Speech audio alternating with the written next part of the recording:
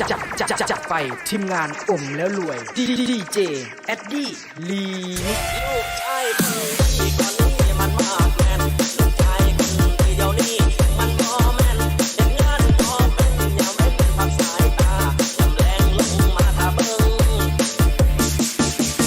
เอาไปเที่ยวเมื่อคืนกลับมาเอายามเศร้าไปเที่ยวเมื่อคืนกลับมามีแต่เมาบ่ฟังคำเมาบ่ฟังดอกคำจาลูกเอ้ยลูกลาพญา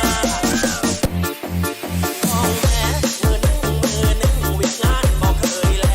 มือหนึ่งขี้คร้าน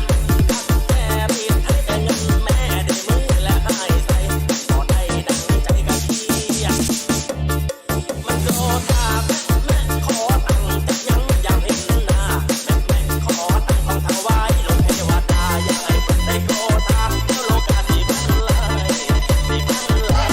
เทวดาของแม่เทวดาของแม่สำราญแท้ลูกฮักลูกแท้สำราญแท้ลูกเทวดาลูกฮักลูกแท้ลูกฮักลูกแพงลูกคำลูก